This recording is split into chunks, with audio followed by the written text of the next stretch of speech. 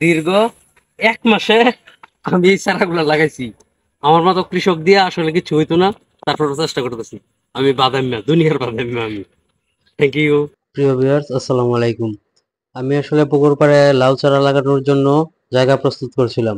তো যেহেতু পুকুরের পাড়টা নতুন করে বাঁধা হয়েছে, মাটিগুলো অনেক শক্ত হয়ে আছে, কারণ অনেক দিন ধরে বৃষ্টি হচ্ছে না। আর যেহেতু আমি কখনো কাজ করি নাই তেমন বেশি, তো এই জন্য একটু বেশি কষ্ট হচ্ছিল, আর প্রচন্ড রোদ। তো একটি গাঁথা শেষ করলাম, তো দ্বিতীয় গর্তটি করার জন্য আবার এই পাশে চলে এসেছি। তো আমি নতুন ভাবে চেষ্টা করতেছি যে কিভাবে চাষ করলে খুব দ্রুত ফলন হবে এবং তাড়াতাড়ি লাউ গাছ বাড়বে। তো এইভাবে করব আমরা। আমরা সর্বপ্রথম গর্ত করব। গর্ত করার পর গর্তে আমরা গোবর দিয়ে দিব।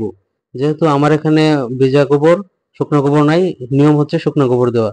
তো আমরা ভিজা গোবরটাই দিয়ে দিলাম, দিয়ে অনেক দিন রাখবো। তো দুইটা গর্তেই আমি ভিজা গোবর দিই, দেওয়ার পরে কিছুদিন একটু নাড়াচাড়া করে দিই।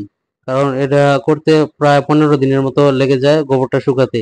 কারণ ভিজা গোবরে যদি আমরা বীজ রোপণ করি তাহলে বীজগুলা খুব দ্রুতই নষ্ট হয়ে যাবে। এজন্য আমরা ভিজা গোবর অনেকদিন রেখে দেই। তো রাখার পর এখন হচ্ছে আমরা বীজ রোপণ করব। তো মোটামুটি অনেকগুলা বীজ নিয়ে এসেছি, কারণ যেহেতু সরাসরি বীজ রোপণ করে দিব, আমরা অন্য কোনো পদ্ধতি ব্যবহার না করে অথবা চারা না গজিয়ে সরাসরি বীজ রোপণ করে দেবো, এই জন্য একটু বেশি বীজ নিয়ে আসলাম। তো দুইটা করতেই আমরা বীজ রোপণ করব। আর তাছাড়া আপনারা যারা এভাবে করবেন তারা যদি শুকনো গোবর দিতে পারেন তাহলে ভালো। শুকনো গোবর দেওয়ার পর আপনারা একটু সার এবং ড্যাপ দিয়ে দিবেন। এটা দিলে পরবর্তীতে গাছে তেমন খাদ্য দিতে হয় না, খুব দ্রুতই গাছ বাড়ে এবং গাছ খুব সুস্থ থাকে।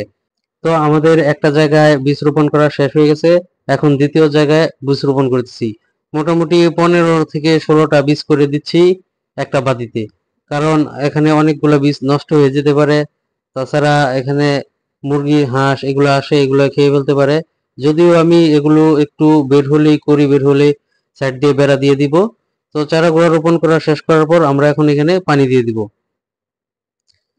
তো আমরা একটু পদ্ধতি করে মোটামুটি হালকা ধরনের ভিজিয়ে দিব, খুব বেশি ভিজানো যাবে না, আবার একবারে কম ভিজানো যাবে না।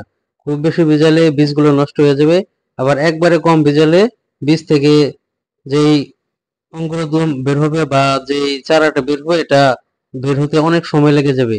এজন্য পর্যাপ্ত পরিমাণ পানি দিতে হবে। তো আমরা সবকিছু দেওয়া শেষ করার পর চিন্তা করতেছি যে সাইড দিয়ে আবার সার দিয়ে দিব, কারণ যেহেতু এই মাটিগুলা একবারে পুকুরের ভিতরের মাটি, একটু উর্বর না, এজন্য আমাদের বেশি খাবার দিতে হবে এখানে। তো প্রিয় দর্শক, আমাদের জন্য দোয়া করবেন। আমরা কিভাবে চাষ করি এটা দেখবেন এবং আপনারা আপনাদের মতামত অবশ্যই শেয়ার করবেন। ধন্যবাদ সবাইকে।